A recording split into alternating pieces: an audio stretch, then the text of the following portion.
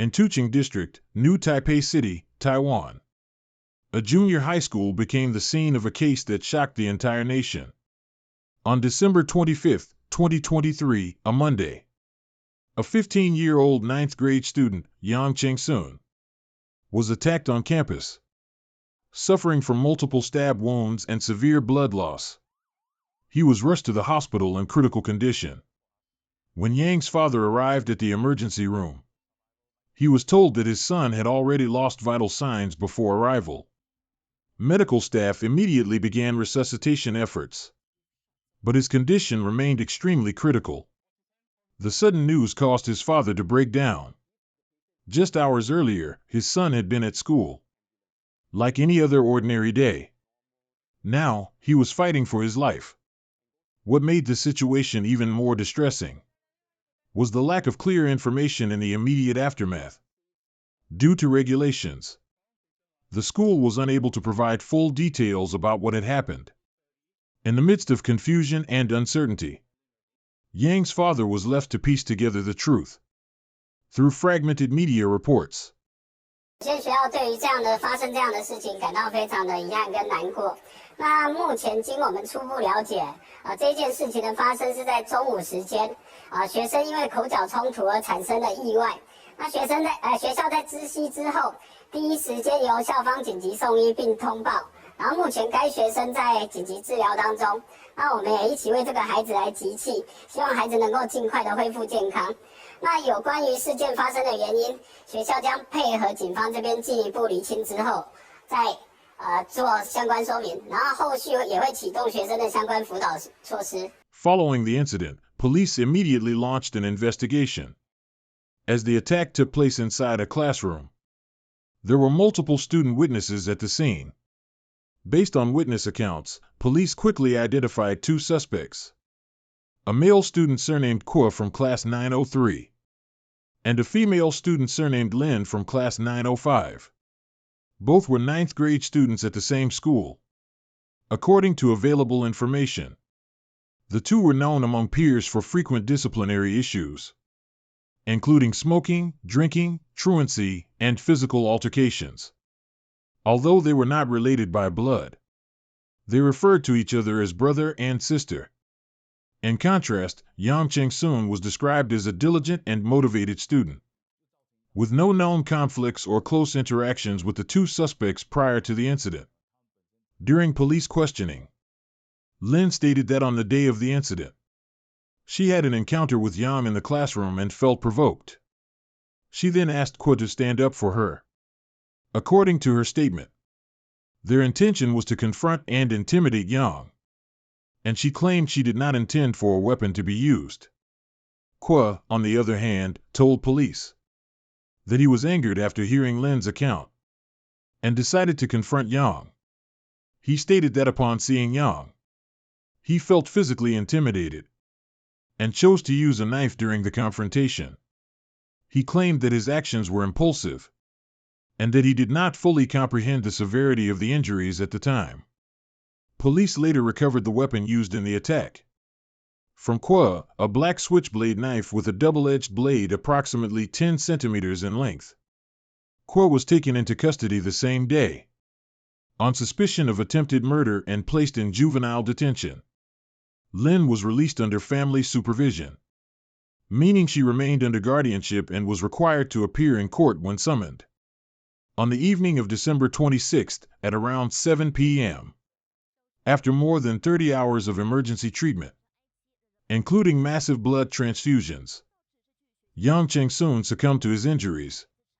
With his passing, the case was formally reclassified from attempted murder to a homicide investigation.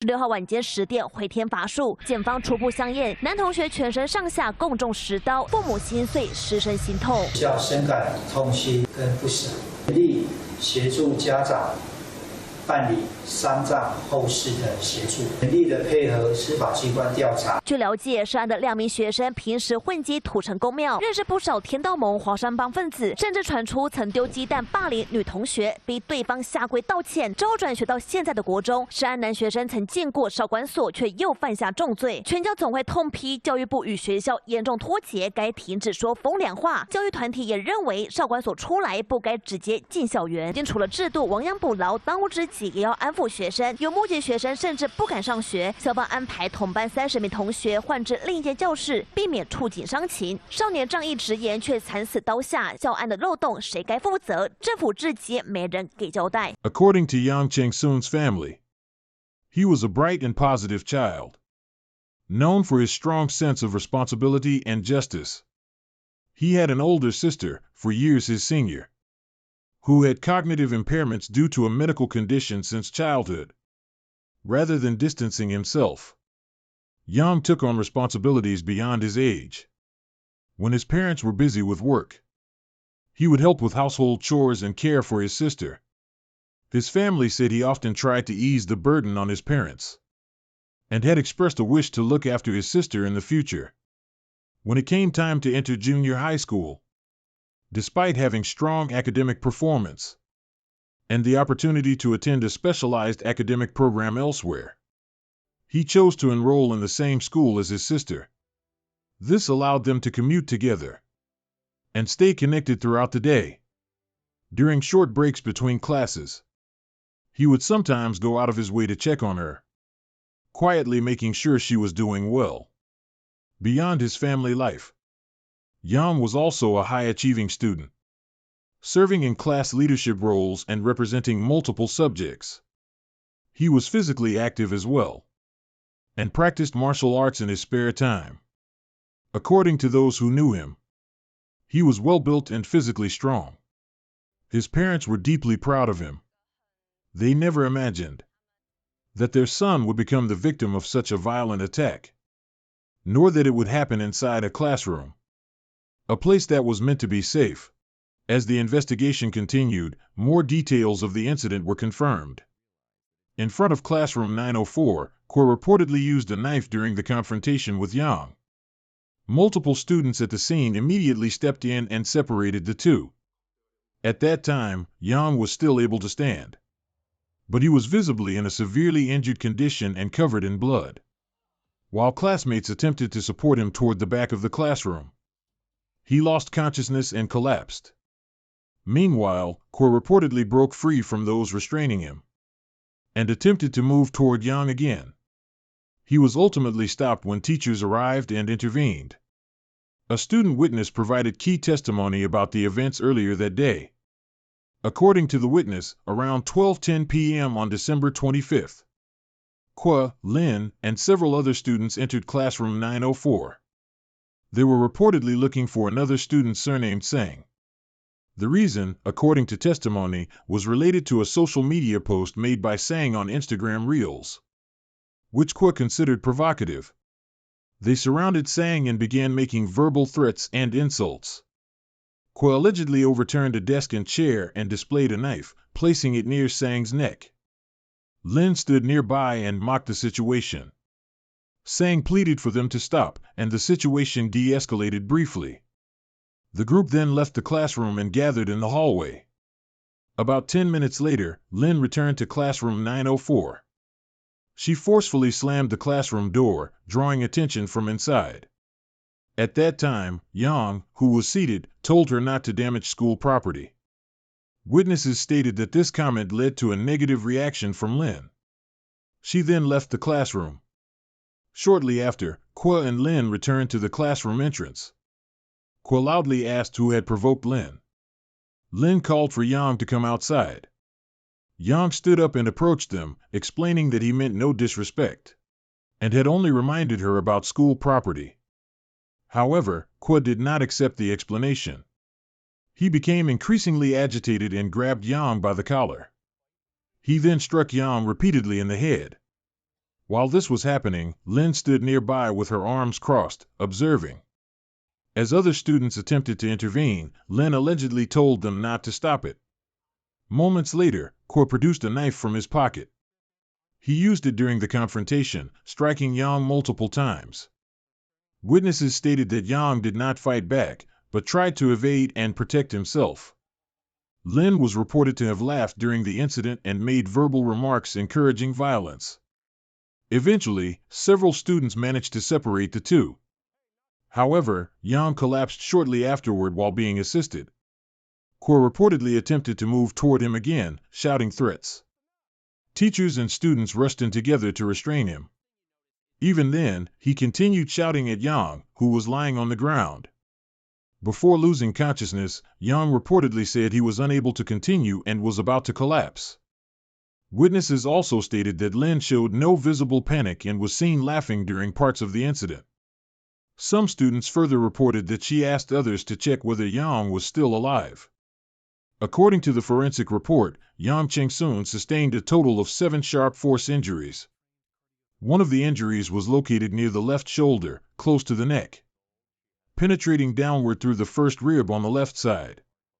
The remaining 6 wounds were located on the front and back of the torso. 3 of the injuries were concentrated on the left side of the chest, penetrating upward near the 6th rib area. One of these wounds was identified as fatal, as it penetrated the pericardial sac and entered the right ventricle of the heart. The severity of the attack, combined with the fact that both suspects were minors, shocked Taiwan. Many expressed grief over the loss of a young student described as kind and promising. At the same time, public anger grew over what was perceived as a lack of remorse from the suspects.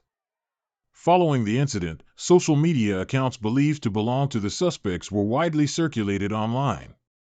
One post from Lin showed images of a Christmas-related outing on the same day as the incident.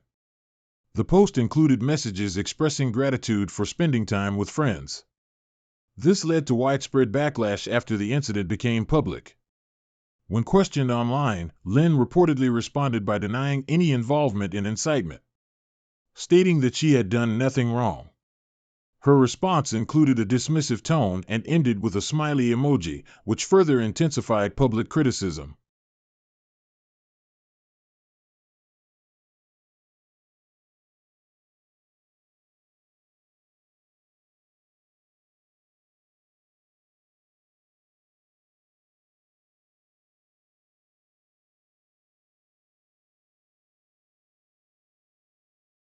干妹妹社群平台上有恃无恐地写下"我未成年，法律会保护我"。她的干哥哥犯下滔天大罪 ，IG 上声援连发，干哥哥一切都会，没事的。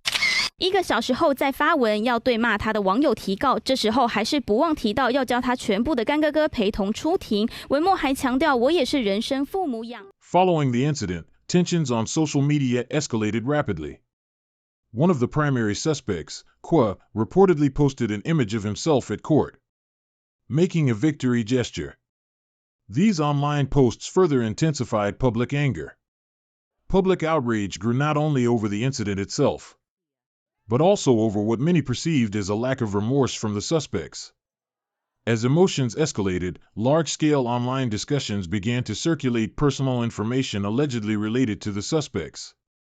This included names, addresses, and family-related details being shared across various platforms. In response, authorities and the new Taipei District Court issued a public statement on December 28. The court emphasized that under the Juvenile Incident Act, the disclosure of personal information of juvenile suspects is prohibited by law. They also requested that websites and individuals remove such content, warning of legal consequences for noncompliance. The statement itself further fueled public debate and criticism. Amid the controversy, some individuals publicly expressed opposition to the restrictions imposed by juvenile protection laws. One online figure, known as Tokovan, stated his intention to publicly display the suspects' identities through advertising platforms. He reportedly attempted to use advertising vehicles and billboards in Taiwan, but companies refused to take the job due to legal concerns. He then shifted his approach and purchased advertising space in New York's Times Square. Beginning January 4, 2024, a 15-second advertisement was reportedly played hourly on a large LED billboard. The advertisement allegedly included names, images, and case-related information. and was intended as a protest against Taiwan's juvenile justice protections. On January 8, 2024, the juvenile court summoned Lin for questioning. Following the hearing, she was placed in juvenile detention. On January 25, 2024, Yang Cheng-soon's family held his funeral. During the ceremony, his father stood before his son's photograph and made a public vow. He stated that he would remain strong and seek justice for his son. He also expressed deep grief and gratitude, recalling the 15 years he shared with his son. However, he also expressed self-blame, saying that teaching his son to be righteous and principled may have contributed to the tragedy. On September 30, 2024, the new Taipei District Court issued its ruling. The court stated that both defendants had shown signs of reflection during their time in juvenile detention, based on counseling and interviews. It further concluded that long-term counseling and rehabilitation measures could help correct their behavioral issues. Kuo was sentenced to 9 years in prison. Lin was sentenced to 8 years in prison. The new Taipei District Prosecutor's Office considered the sentences too lenient and filed an appeal.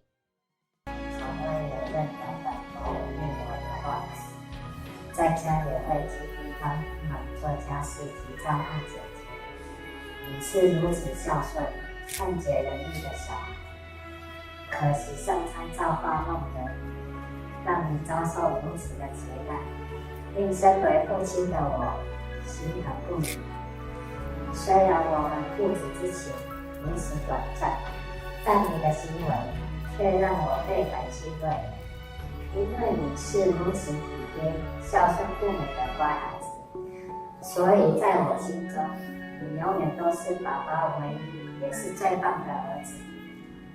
同学都说你是一个见义勇为、乐于助人、肯耐心地为同学解答问题以及教同学学习方法的好同学。校长、老师眼中有礼貌、乖巧贴心、有责任感、学习认真的好学生。爸爸真的打从心底以你为荣，因为我和妈妈有了这么一个无论品德或是学业都如此优秀的好儿子。现在很怀念每天在你上下课的时间，因为你都会跟我说一些事，但是从今往后却没办法再听你跟我说话了。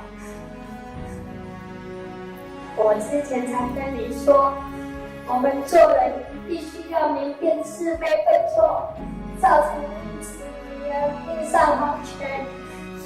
有时我都怀疑，我究竟是我做错了，因此我也自责不已。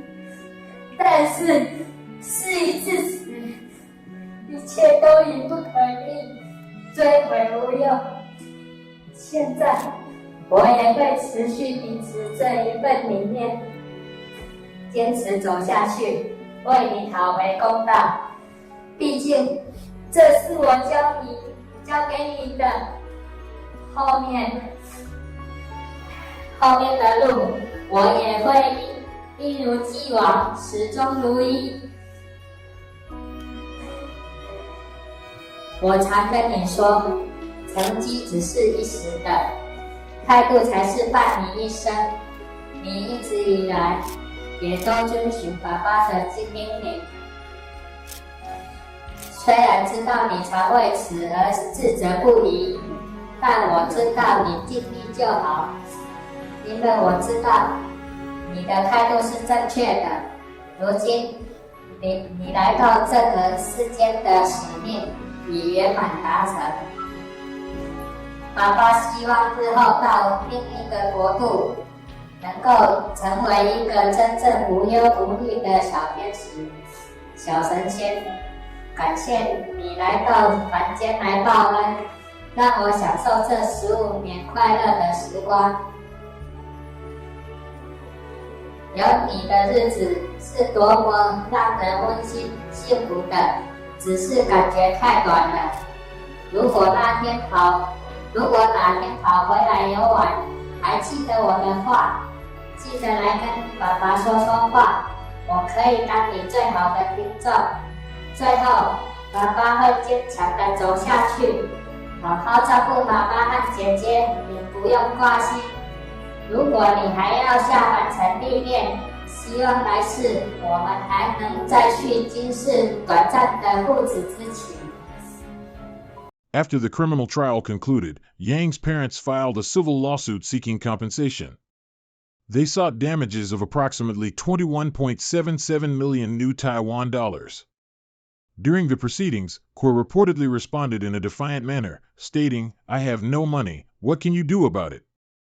On September 17, 2025, the new Taipei District Court issued its civil ruling. The court ordered Kuo, Lin, and their respective families to jointly compensate approximately 9.38 million new Taiwan dollars. However, due to financial limitations, the families were reportedly unable to pay the compensation. Yang's family later stated that they did not receive any compensation. They also expressed concern over what they described as the extensive exposure of their personal information during the legal process. The victim's father raised concerns about safety and long-term risk after the defendant's eventual release. He questioned how victims' families could be protected and stated that they were left in a constant state of uncertainty regarding parole and release timelines. He further argued in court that lenient sentencing could increase future risks and called for a significantly harsher penalty. On December 23, 2025, the Taiwan High Court overturned the first instance ruling. Kuo's sentence was revised to 12 years and Lin's to 11 years in prison.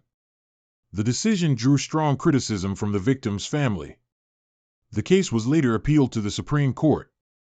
On February 12, 2026, the Supreme Court rejected the appeal, making the judgment final. 我最痛恨的就是那一张最美的风景。这个真的是我不知道要怎么形容哎。当我看到这个照片，我真的会控制不住。竟然有这种杀人犯可以发这种很冷血的那种言语，什么叫做最美的风景？法官告诉我，什么叫做最美的风景？我儿子杨成勋躺在担架上，然后他们竟然把他拍照，然后还写最美的风景，这个不是冷血吗？你们还这样子判？